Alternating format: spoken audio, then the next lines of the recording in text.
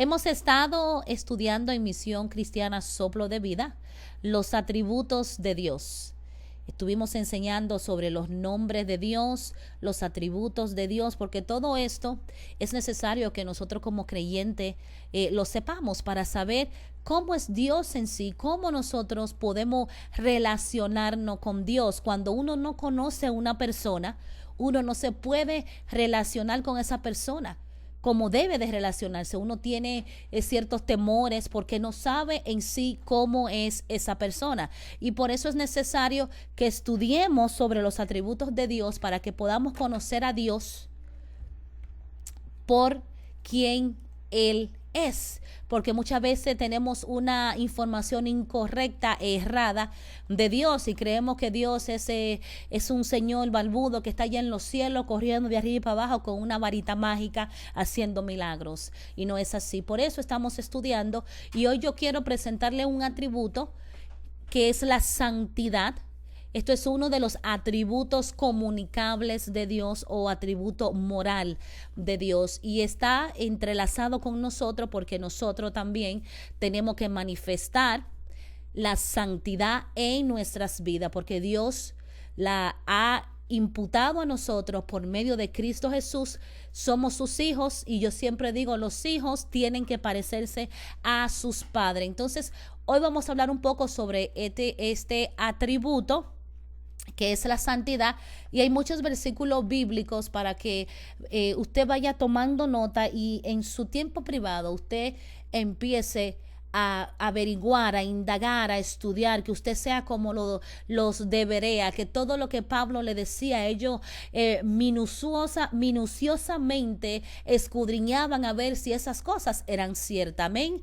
Y por eso es que muchas veces no tenemos el conocimiento que tenemos que tener sobre Dios, porque no tomamos el tiempo para indagar, para mirar los versículos, para saber si lo que nos están enseñando es correcto o incorrecto. Y no solamente para eso, sino para aprender más sobre Dios. Entonces, este atributo comunicable de Dios, la santidad, la palabra hebrea para santo es kadash, que viene de la palabra kad, que significa cortar o separar. O sea, que santidad es cortar y separar. La misma idea está detrás de la palabra griega aigazo o aigaos.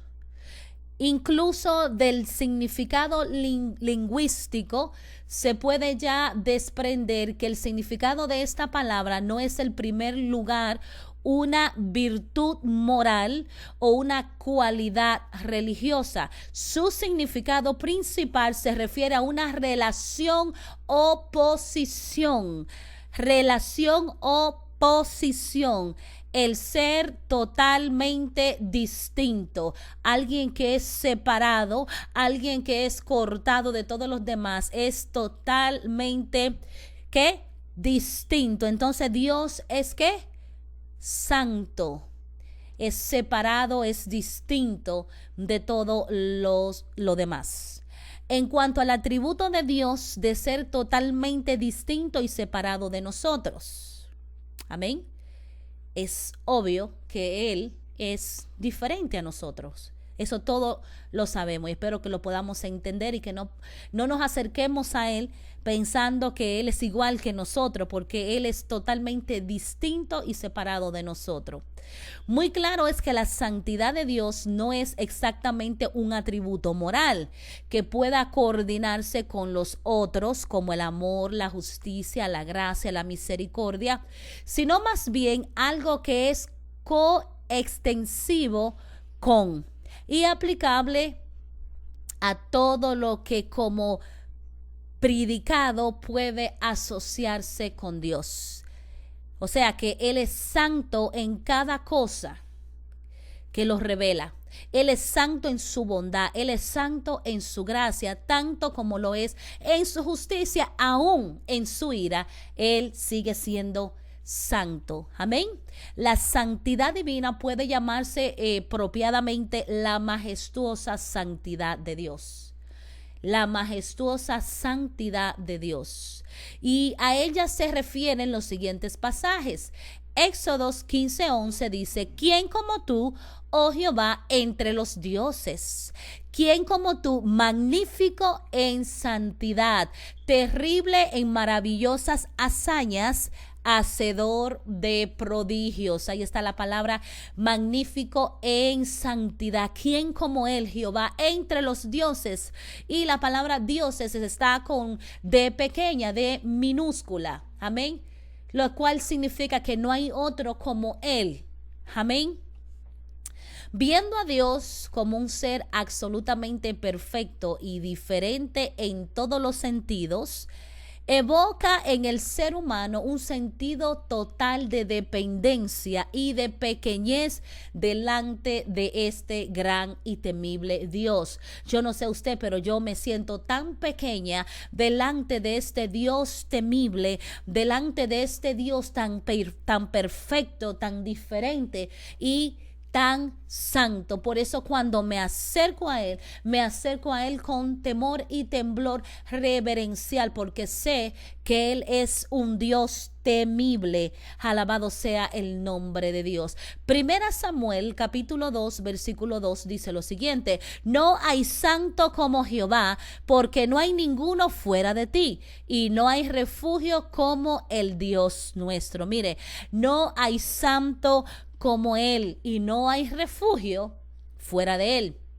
Isaías 57:15 dice: porque así dijo el alto y sublime, el que habita la eternidad y cuyo nombre es santo. Yo habito en la altura y en la santidad, y con el quebrantado y humilde de espíritu, para hacer vivir el espíritu de los humildes y para vivificar el corazón de los quebrantados. ¿Dónde habita Dios? En las alturas y en la santidad. ¿Con quién? Con el quebrantado, con aquel que es humilde de espíritu. Aleluya. Para hacer vivir el espíritu de quién? De los humildes, y para vivificar, darle vida, darle aliento al corazón de los quebrantados. Wow, hermoso es nuestro Dios. Y hay una canción que se llama así: a el alto y sublime, gloria a su nombre por siempre. Bello nuestro Dios, hermoso nuestro Dios. Amén. La santidad también tiene en la escritura un aspecto especial ético, y este es en nuestra relación con Dios. Amén. Y esto debe de preocuparnos a nosotros más directamente. Voy a volver a repetir eso.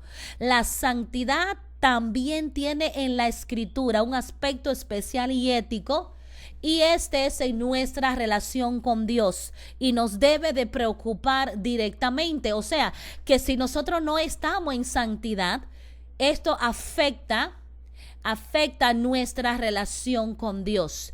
Hebreos capítulo 12 versículo 14 dice lo siguiente: seguid la paz con todos y la santidad, sin la cual nadie verá al Señor.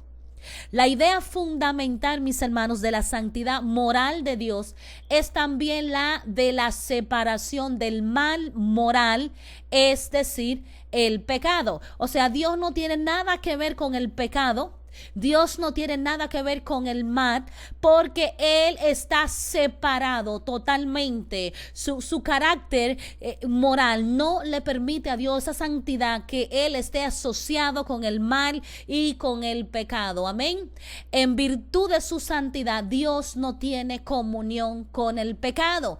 Amén. Dios no tiene comunión con el pecado. Por eso Isaías dice que son nuestras transgresiones lo que nos han separado a nosotros de Dios. Nuestro pecado es lo que nos separa de Dios, porque en virtud de su santidad, Dios no puede tener una relación con nosotros cuando el pecado está obrando en nosotros, porque el pecado es en sí lo que daña en nosotros el poder vivir en santidad. Cuando hay pecado, no hay santidad. Amén. Job lo describe de esta manera. Job capítulo 34 versículo 10 dice: por tanto, varones de inteligencia, oídme, lejos esté de Dios la impiedad, y de lo omnipotente la iniquidad. Óigame bien, no lo digo yo, lo dice su palabra. Lejos está de Dios la impiedad Lejos está de él la iniquidad. Dios no soporta la iniquidad. Dios no soporta el pecado. Dios no soporta el mal, la impiedad. Esas no son las cosas que le agradan a Dios. Pero Oseas capítulo 11 versículo 9 dice lo siguiente. Oseas 11:9. Vaya tomando nota para que usted estudie estos versículos en su intimidad con Dios. Dice: no ejecutaré el ardor de mi ira, ni volveré para destruir a Efraín, porque Dios soy y no hombre, el santo en medio de ti, y no entraré en la ciudad. Wow, Dios no quería ni siquiera entrar en la ciudad. Oiga bien, porque Él es santo. Y en muchos versículos encontramos en el Antiguo Testamento que en el campo ni siquiera se podían defecar, no podían hacer sus necesidades, porque Él le decía: cuidado si viene Jehová y anda por el campamento. Amén. Mira bien, tremendo eso. Amén. Pero la santidad de Dios contiene otro elemento que no enfatiza tanto su posición, como ser distinto que el aspecto ético de la santidad. En realidad, los dos aspectos están relacionados. La santidad de Dios en el sentido ético significa sencillamente que Dios está separado de todo pecado y de todo mal. Dios no puede tener comunión con el pecado y tampoco con el pecador. La única vez que Dios se acerca al pecador es cuando hace el llamado para que éste se arrepienta. Una vez un hermano me decía a mí: no, que a mí Dios me habla, que estoy en ayuno y que esto y que el otro. Pero este hermano tenía como 20 años viviendo en fornicación. Y él decía que Dios le hablaba y que Dios le decía y que esto y que el otro. Entonces hacen a Dios un mentiroso. Dios no tiene comunión cuando una persona reincide en el pecado. No puede, su santidad no se lo permite. Isaías 6:5 dice lo siguiente.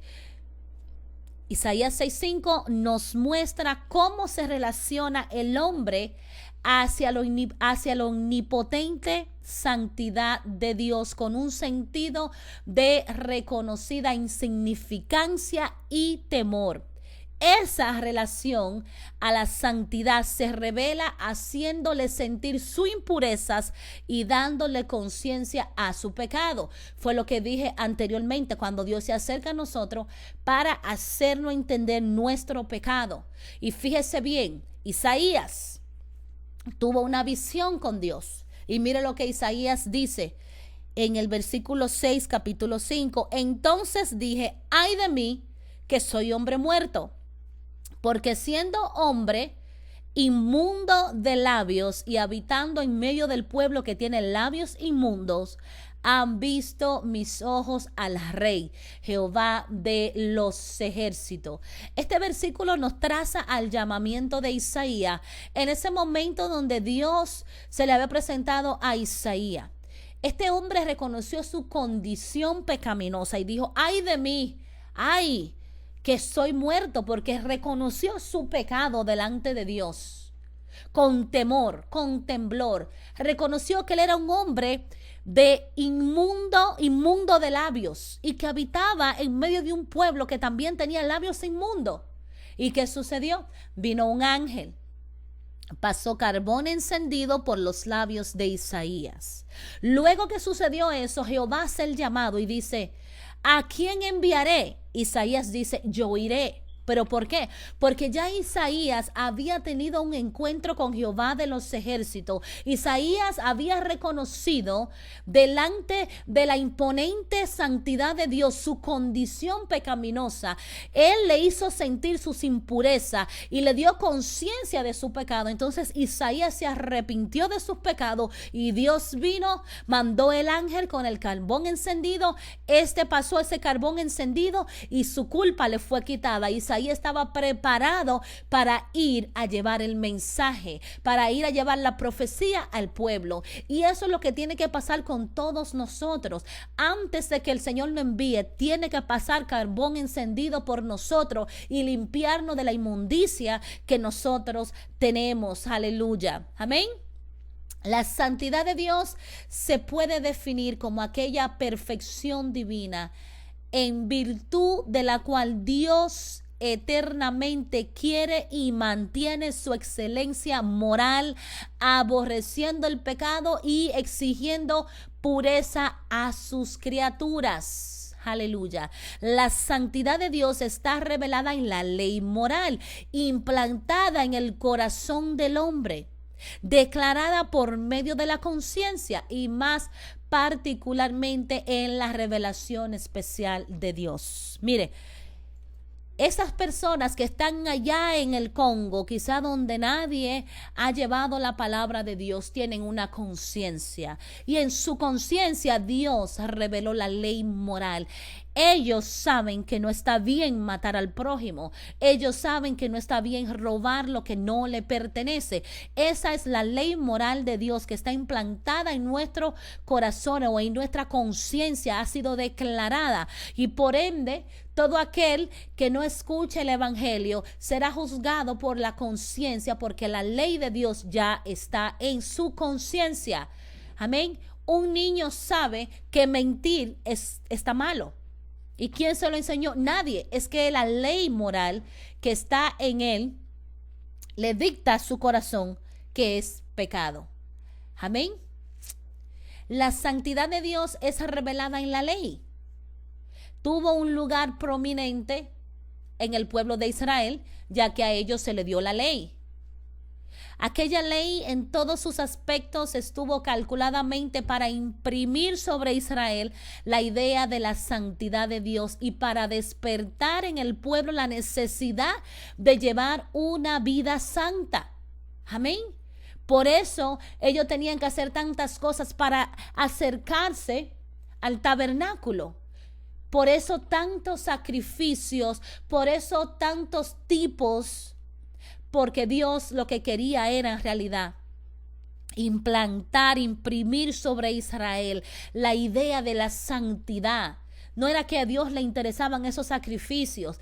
Lo que Dios quería hacerle entender a ellos, despertar el sentido, la necesidad de llevar una vida santa.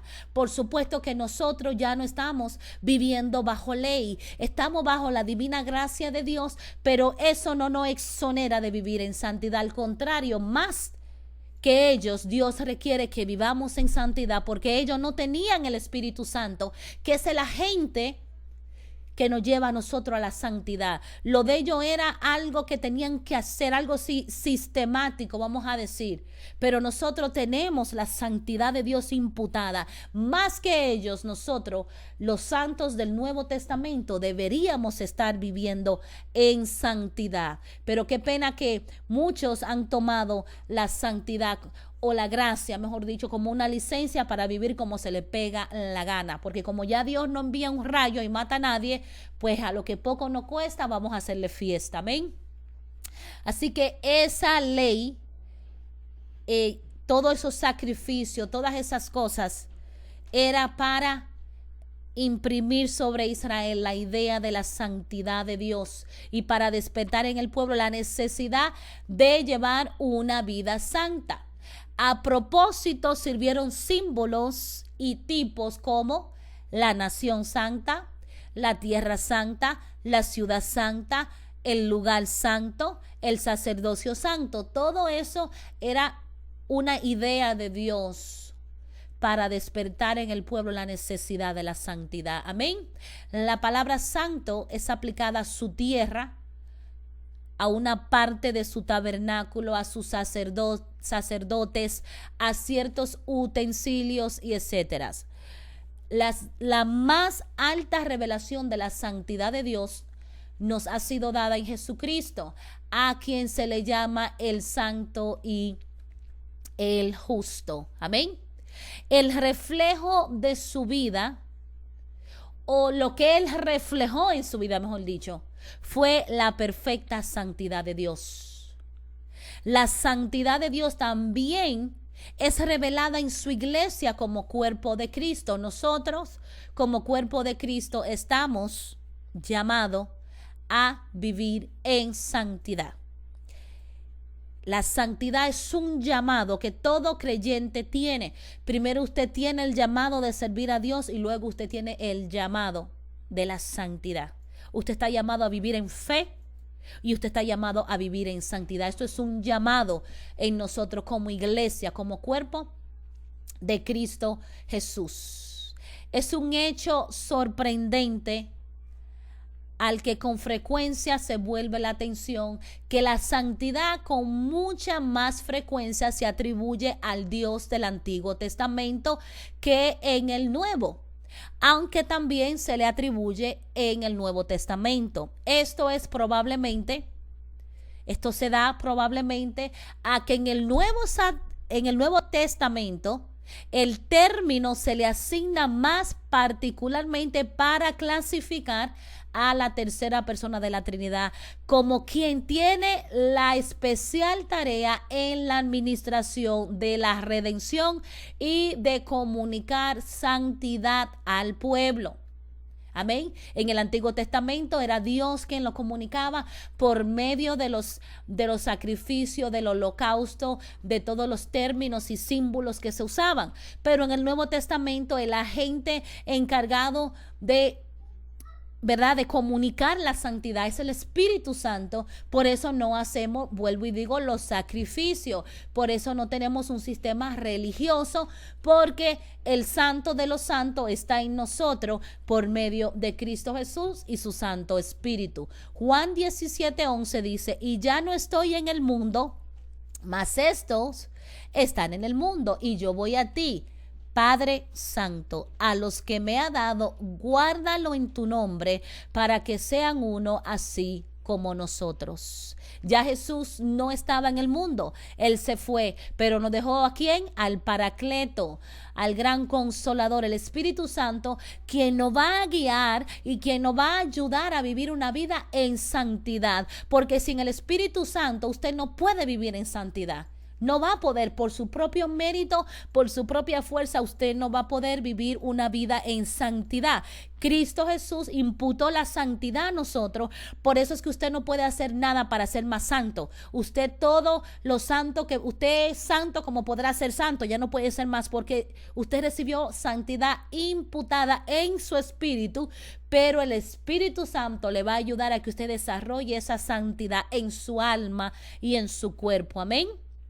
Primera carta a Pedro 1:16, porque escrito está: sé santos porque yo soy santo. Apocalipsis capítulo 4 versículo 8, y los 4 seres vivientes tenían cada uno 6 alas, y alrededor y por dentro estaban llenos de ojos, y no cesaban día y noche de decir: santo, santo, santo es el Señor Dios Todopoderoso, el que era, el que es y el que ha de venir. Apocalipsis 6:10 dice: y clamaban a gran voz diciendo: ¿hasta cuándo, Señor, santo y verdadero, no juzga y vengas nuestra sangre en los que moran en la tierra? Amén. Pero vamos a hablar un poco ahora sobre esa santidad que Dios nos comunica a nosotros por medio de su Santo Espíritu. ¿Cómo se desarrolla esa santidad en la vida del creyente? Amén. Vamos a entender la santidad. ¿Cómo recibimos santidad?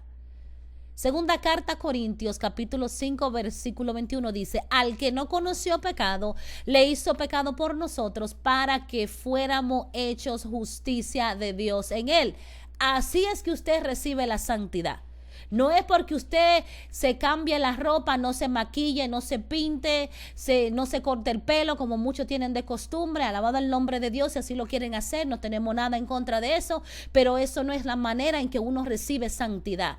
Amén. No nos santificamos de afuera hacia adentro, sino que recibimos santidad imputada. No es por lo que yo haga que voy a ser santa, sino por lo que yo recibí de Cristo Jesús, quien imputó su santidad en mí. Y por ende, si la santidad de Dios está en mí, tiene que reflejarse en el exterior y en todas las áreas de mi vida. Amén. La santidad es necesaria en nuestras vidas, ya que la falta de ella nos impide alcanzar el crecimiento y la madurez espiritual que tanto estamos necesitando. Oiga bien, si usted no se santifica, si usted no vive en santidad, usted no va a alcanzar el crecimiento espiritual y la madurez que usted tanto necesita, porque primeramente usted necesita madurar y crecer para que usted pueda recibir todo lo que Dios ha prometido en su palabra. Usted tiene los 9 dones del Espíritu Santo en usted, pero hasta que usted no se santifique, hasta que usted no madure espiritualmente, usted no está preparado para manejar esos dones ni para poder fluir en esos dones. Es necesario la santidad para alcanzar lo que Dios tiene para nosotros. Si usted no se santifica, pues usted solamente será un creyente más, pero no va a poder disfrutar de las bendiciones que Dios tiene para su vida. Todo lo que Dios puede hacer con nosotros se basa y depende mucho de que nosotros podamos vivir una vida en santidad. O sea que la santidad es un principio sine qua non, lo que se refiere a una acción, condición o ingrediente necesario y esencial del carácter, más bien obligatorio para que algo sea posible y funcione correctamente. O sea, si sin santidad usted no va a poder funcionar correctamente como tiene que hacerlo. En el viejo pacto se usaban una serie de procedimientos para santificarse antes de presentarse delante de Dios, ya que el Espíritu de Dios aún no había hecho morada en el corazón de las personas. Ellos tenían que santificarse antes de presentarse delante de Dios. No podían llegar como llega la gente hoy a la iglesia, en fornicación, en pecado, en la mentira, en la avaricia, en la idolatría, en la brujería, en la hechicería. No, ellos tenían que santificarse para presentarse delante de Dios. Encontramos en el libro de Éxodos, capítulo 25, versículo 8, lo siguiente: me erigirán un santuario y habitaré en medio de ellos. ¿Qué es un santuario? Significa lugar santo y se usa en el Antiguo Testamento para designar tanto el tabernáculo como el templo. Amén. El lugar santo, el santísimo, en contraposición a las otras partes. El santuario era el lugar en el que fuera de la presencia del hombre y del mundo se podía contemplar la gloria de Dios y comprender sus propósitos. Salmo 73, 17. Era un lugar en el que se ofrecían los sacrificios y donde se adoraba a Dios. Más o menos como la iglesia hoy en día. Un lugar que solamente se separa para Dios, con la gran diferencia de que la gloria de Dios ahora está manifestada en cada uno de nosotros. Y nosotros más o menos somos el reflejo de la gloria de Dios. No tenemos que esperar ir a la iglesia para que Dios se manifieste y nos hable. Amén. Dios demandaba que el pueblo se santificase para poder acercarse a Él. O sea, habían unas condiciones y eran obligatorio que dichas se cumpliesen. Todo tenía que ser santificado. El altar tenía que ser santificado. Los que servían en el templo tenían que ser santificados. Los utensilios tenían que ser santificados. Las fuentes, sus bases, el aceite, las ropas, las vestiduras del sacerdote, las ofrendas, el incienso, la comida, los animales. Todo tenía que ser santificado para poderse usar en este lugar y presentarse a Dios. Los días, pues el sábado había que santificarlo. Todo esto era necesario para poder acercarse a Dios en el día que el sacerdote hacía el llamado.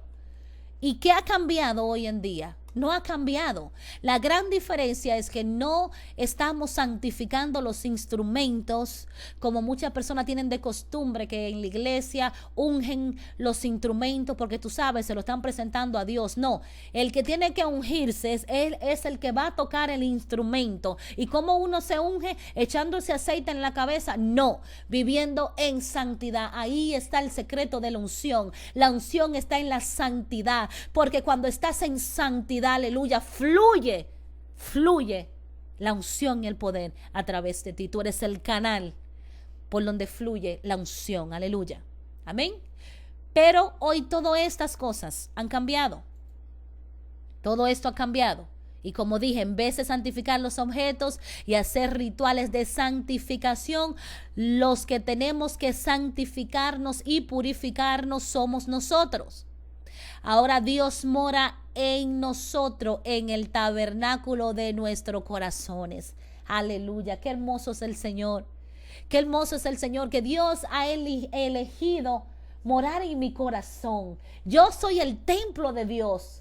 Wow, yo no sé si usted capta eso, pero eso es algo precioso, maravilloso. Usted es portador del Espíritu de Dios y por ende donde quiera que usted vaya, la gloria de Dios va con usted. Usted no puede contaminarse. Usted como tabernáculo tiene que sacar toda basura, todo lo que pueda contaminar ese templo que ni siquiera es suyo, porque fue comprado con precio de sangre para la honra y la gloria del Padre, del Hijo y del Espíritu Santo. Aleluya, usted es un templo móvil. Aleluya. Cuando Jesús fue colgado en la cruz del Calvario y derramó su sangre preciosa, Él se convirtió en ese sacrificio perfecto, el cual nos santifica y nos limpia del pecado y de la inmundicia. O sea que yo tengo la justicia, la santidad de Dios delante del Padre. Yo soy tan justa y tan santa como Jesús porque tengo a Jesús dentro de mí. Aleluya. Él se convirtió en nuestra santidad. Y por medio de Él recibimos santidad imputada. Él nos santifica en el Espíritu y nos presenta justo delante de Dios. Pero nosotros debemos santificar nuestra alma, nuestro cuerpo, como dice la Escritura. Primera carta de Tesalonicenses, capítulo 5, versículo 23. Que el Dios de la paz le conceda vivir totalmente consagrados a Él, de modo que todo su ser, espíritu, alma y cuerpo permanezca sin tacha para el día que se manifieste nuestro Señor Jesucristo. Aleluya. Nosotros tenemos dos tipos de santidad. Vamos a ver, la santidad se manifiesta de dos maneras en nuestras vidas. Número 1, santidad posicional. Posicional. Tiene que ver con la posición espiritual que el creyente tiene como producto del nuevo nacimiento en Cristo Jesús por el Espíritu Santo. Esto indica que la santidad posicional es producto del nuevo nacimiento y no está relacionada con las obras. ¿Qué quiere decir esto? Se lo voy a poner más fácil. La Biblia dice que nosotros estamos juntamente con Cristo sentados en los lugares espirituales. Somos bendecidos con toda bendición que viene de lo alto. Eso es algo posicional. Posicional. Pero aún falta que eso se demuestre en lo práctico, en nuestra vida diaria. En el cielo, posicionalmente, yo soy bendecida para bendecir. Yo tengo todo lo que Cristo dice que yo tengo. Pero en la actualidad, ¿lo estoy ejerciendo? Esta es la santidad posicional, la cual se representa por medio de Cristo Jesús. Indica que yo posicionalmente soy tan santa como Él porque tengo su santidad. El Padre cuando me mira a mí, no me mira a mí, sino que mira a Cristo y ve su santidad. Posicionalmente yo estoy santificada totalmente en mi espíritu y no necesito más santidad. Pero falta otro tipo de santidad, la santidad práctica, o sea, lo que usted en el diario vivir está experimentando. ¿Es usted santo en el diario vivir? ¿Prácticamente usted tiene esa santidad o simplemente se quedó colgado en la posicional? La posicional es garantizada, esa es suya, pero la práctica es la que usted necesita para que los dones, el llamado y todas esas cosas fluyan. Si prácticamente usted no está en santidad, eso le va a afectar en su relación con Dios. ¿Me entiende? Necesitamos los dos tipos de santidad. La santidad posicional, que es la que va de acuerdo a Hebreos, que dice: sin santidad nadie verá a Dios. Muchos hablan y no saben lo que hablan. Dicen: bueno, sin santidad nadie verá a Dios. A ver, le hago una pregunta.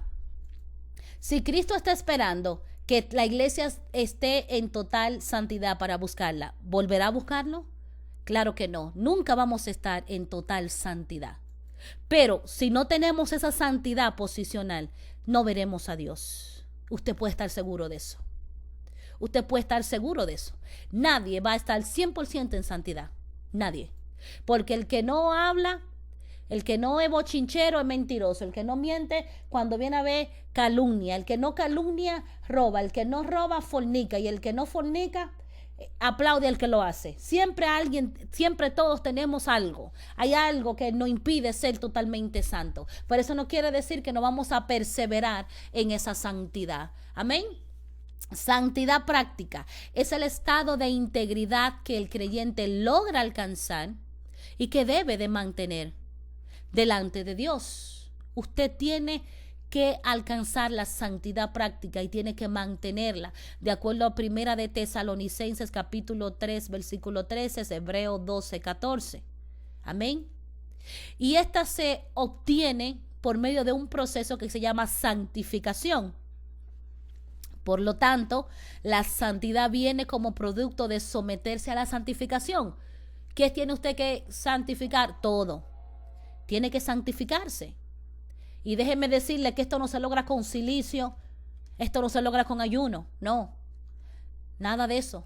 No se logra con eso, como mucha gente piensa que mientras más ayunan, más santos van a ser, mientras más silicio hacen, más van a dominar la carne. No, esto no tiene nada que ver. La santificación no es obra en sí. Amén. Indica que la santificación es única y exclusivamente responsabilidad de Dios. Vivir en santidad es responsabilidad del creyente. Dios hace la santificación, pero tú y yo somos responsables de vivir en santidad. Dios quiere santificar tu boca para que no hable tanta basura.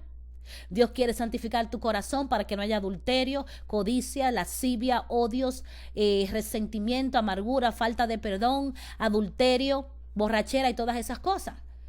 Dios quiere santificar. Dios quiere santificarte en tu mente para que no piense en cosas sexuales, no esté pensando en pájaros preñados y piense de acuerdo a lo que dice su palabra.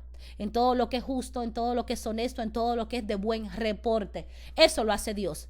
Pero tú tienes que ser responsable y meterte en el proceso de la santificación. Romanos 6:9, Apocalipsis 22:11. ¿Pero qué es la santificación? Del griego aigasmo. Aigasmo se conoce como la conformación progresiva y el proceso mediante el cual el hombre alcanza la santidad. Es una acción única y exclusiva de Dios. Juan 17:17, Primera Tesalonicenses 5:23. Santificación también se conoce como el estado predeterminado de Dios para los creyentes. Es aquella relación con Dios en la que entran los hombres en una forma progresiva y paulatina, en la cual Dios, a través del Espíritu Santo, como agente asignado, amén, agente asignado, a su vez usa el Espíritu Santo, como dije, y sus instrumentos de cooperación, para llevar al hombre a un estado de santidad. Hay unos elementos que Dios usa para llevarnos a la santidad, y el agente es el Espíritu Santo, y esto es progresivo y paulatino. Por favor, dejemos de criticar a la hermanita que se maquilla y usa el pantalón, o que todavía anda media sensual y provocativa. Deje que el Espíritu Santo haga la obra. Cállese la bocota, que usted no es el Espíritu Santo Junior. Ay, pero la hermana se maquilla. Ay, pero la hermana se pinta el pelo. Ay, entonces no va para el cielo. Y usted sí va con la lengua larga que tiene. No, tampoco va. Amén. Esto es progresivo, paulatinamente, poco a poco. Mientras más uno se acerca a Dios, mientras más uno lo busca en espíritu y en verdad, uno se va despojando de las cosas que verdaderamente son un problema en la santidad. Porque mucha gente está muy preocupada por la vestimenta, el pelo de la hermanita, pero no se están preocupando por lo principal, que es el corazón. Que Dios está mirando la intención porque tú haces las cosas que tú haces y es el corazón que te va a juzgar. Amén. Entonces, ¿cuáles son los elementos que Dios usa para la santidad del hombre? Además de tener sus elementos, Dios tiene un agente que es el Espíritu Santo. El Espíritu Santo es el encargado de mostrarnos la verdad de Dios, de guiarnos, de conducirnos a toda justicia. Primera carta a Corintios capítulo 6, 11, Romanos 15, 16, Primera Pedro 1, 2. Jesús dijo, refiriéndose al Espíritu Santo, Él tomará de lo mío y se lo hará saber. Amén. Se lo hará saber. Juan 16, 14. El apóstol Pablo dijo que el Espíritu escudriña la mente del Padre y se lo revelará a la iglesia. 1 Corintios 2, 10 y 13.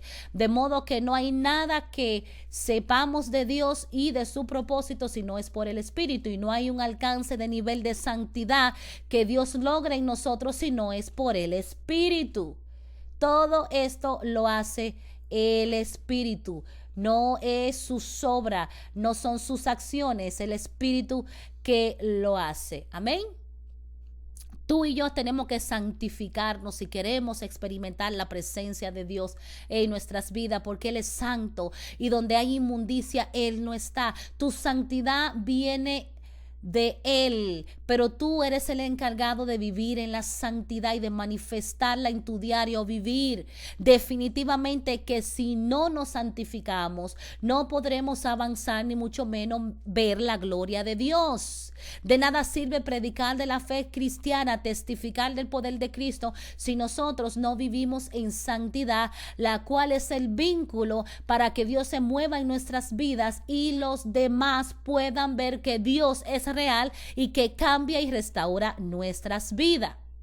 Hoy más que nunca Dios nos está llamando a santificarnos, a apartarnos, como se apartaban esos artículos en el templo exclusivamente para el uso de Dios. No podemos permitir que la inmundicia more en nuestros miembros, que el pecado se enseñoree de nosotros y que nos haga inmundo delante de Dios. Dios nos dice esto en su palabra, en Romanos 12, capítulo 1 al 2.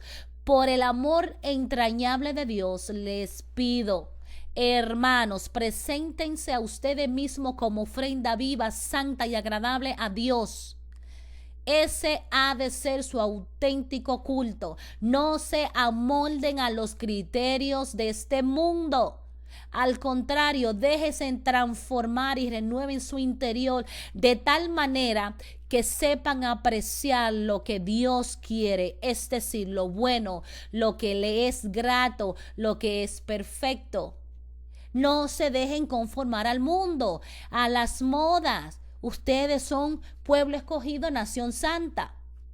Es necesario desechar la inmundicia, la carnalidad, las pasiones desordenadas, la mundanalidad y entrar en una santificación total, donde le des al Espíritu Santo el permiso para procesarte en todas las áreas de tu vida, tu corazón, tu alma, emociones, tu carne, donde es que tenemos la verdadera batalla. ¿Cómo podemos ver la gloria de Dios si andamos en la carne?